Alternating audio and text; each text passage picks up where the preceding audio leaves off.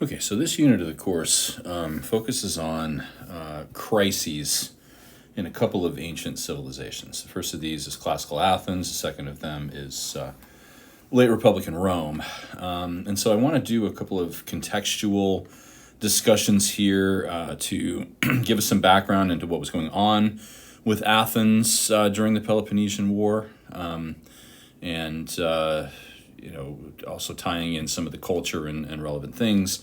The primary source that you need to think about and analyze in connection with this is Euripides' play, his tragedy called The Trojan Women. And I will also do a video with a discussion of that. So let's talk about Athens in the classical age. Now, the classical period runs from roughly 500 BCE to the late 4th century. If we want an exact date, we could say 338, which is the year when Philip of Macedon, who's the father of Alexander the Great, kind of takes over or secures his hegemony over all of Greece. And if we want to be more specific on the front end of this, we would say about the year 490 or so, which is when the Greeks are triumphant in the first conflict with Persia. They're not fully free of Persian influence until 478. That's when the Persian Wars have kind of totally run their course. So that's the time period we're talking about. This is the period when Athens was at its height anciently, when it had its democratic form of government, and of course when it had this serious rivalry with Sparta and Sparta's allies, right, leading to the Peloponnesian War.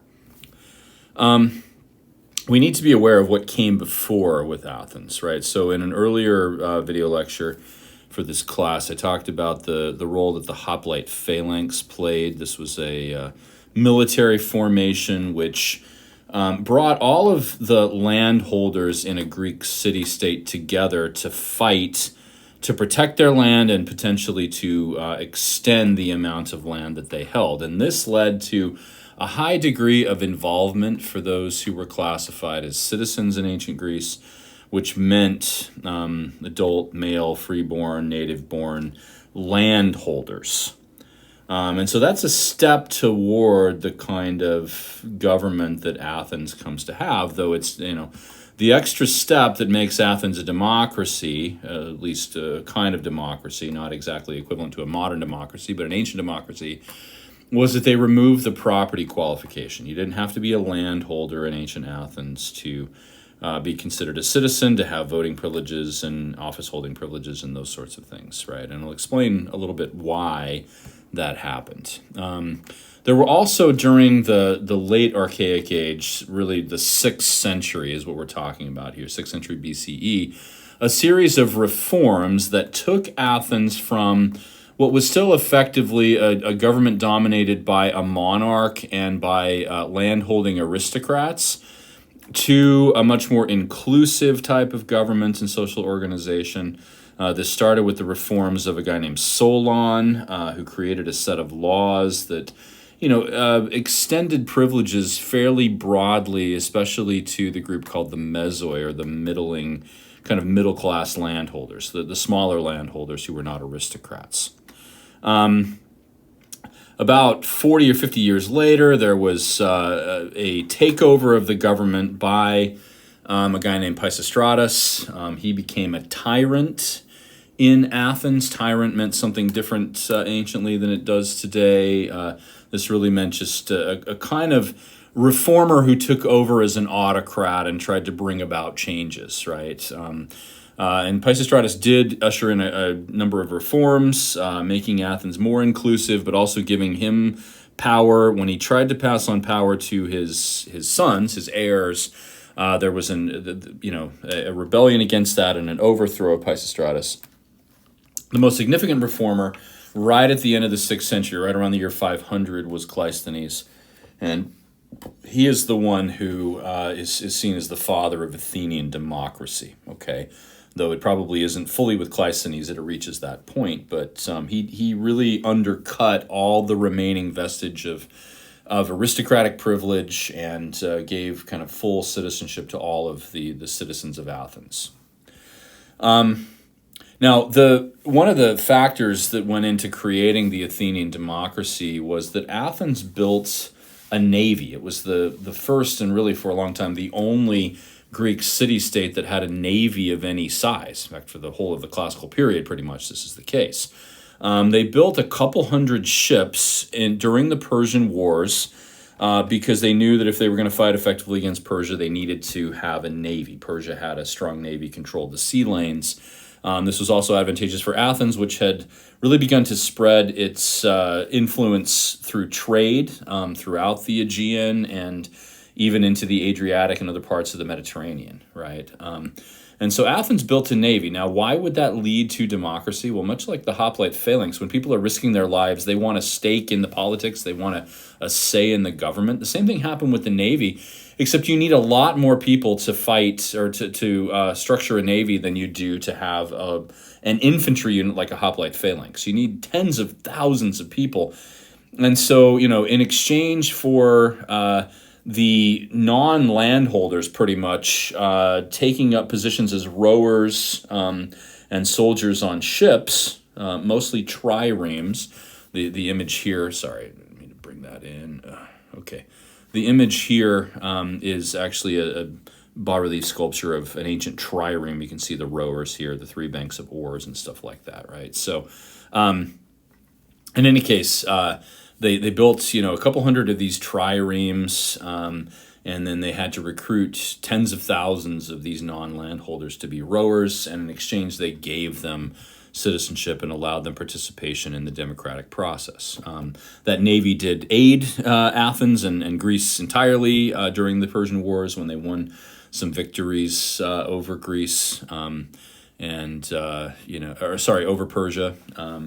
And Athens emerged as a kind of hero of that war. Even though the city itself was destroyed by the Persians or burned by the Persians, they were able to rebuild quickly and have the goodwill of the rest of Greece. The government of Athens. So what did the democracy look like? Well, the first thing you need to know is this is a direct democracy. That means that every citizen technically has the same power of voting, making decisions. And so the main government body was called the ecclesia. We could translate that loosely as the citizen assembly. They met often, sometimes multiple times a week, in Athens at a place called the Pnyx. This is actually the site of the ancient Pnyx. You can see the speaker's dais here, but it's just kind of a field that surrounds this dais. And so the speaker would stand up there and give his speech, and these are all men, so I'm using the male pronoun here. Give his speech, in support of whatever position he was taking, and then, they would sort of go in order of probably prestige or popularity. But in any case, right, this was how decisions got made. People would give speeches. You can see how important public speaking skills were, oratory skills were. And then, then they would vote on whatever it was. And however many hundred or thousands even there were at the meeting of the ecclesia that day, right, they made the determination about what the laws would be and what the decisions Athens would make when it came to trade, foreign policy, and so forth and so on. And so this was a kind of messy, often disorganized way to govern a society, right? There were more specific institutions that, were not quite so messy. One of these was called the Boule. This was a group of officials chosen by lot. So there were no elections for this. The members of the Boule rotated between the different demes, and so you got a couple of institutions here. Demes were like voting precincts. So under the reforms of Cleisthenes, he divided up the landmass of Athens. So this map demonstrates this, even though it's in French.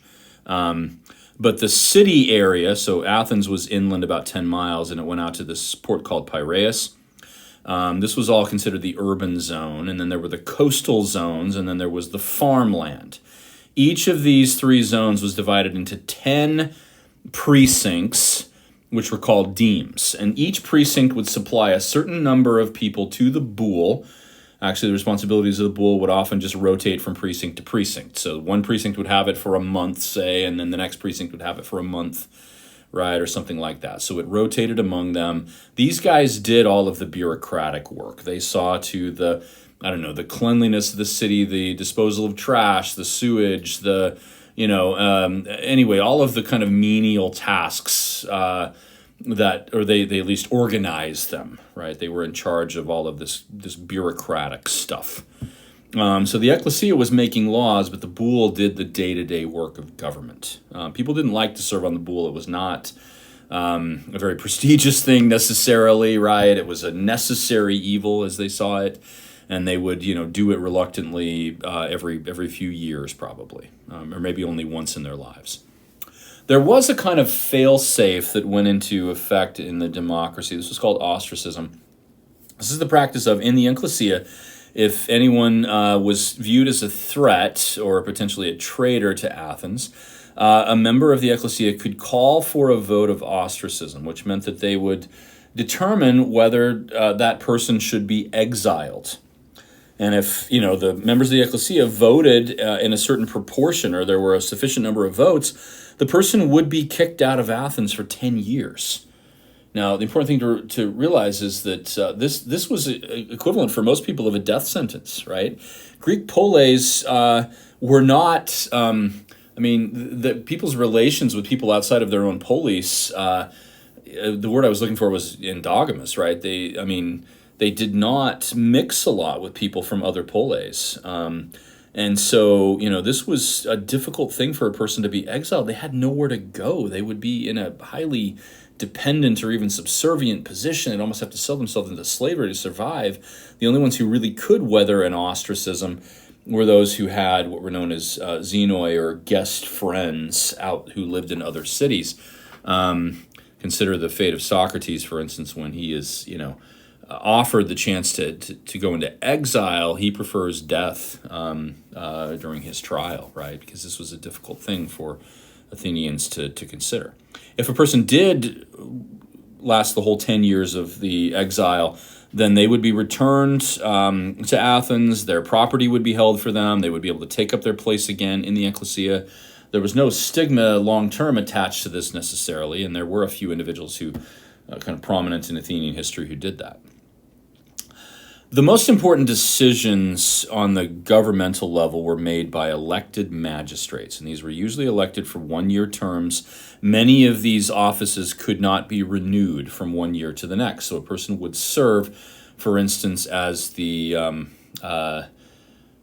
I keep thinking strategos, which actually was a renewable one. Okay, but the archon or the periarchon, or there were a number of these offices, and they would have specific responsibilities for the finances of the city, or for the organizing of religious festivals or other things. Right.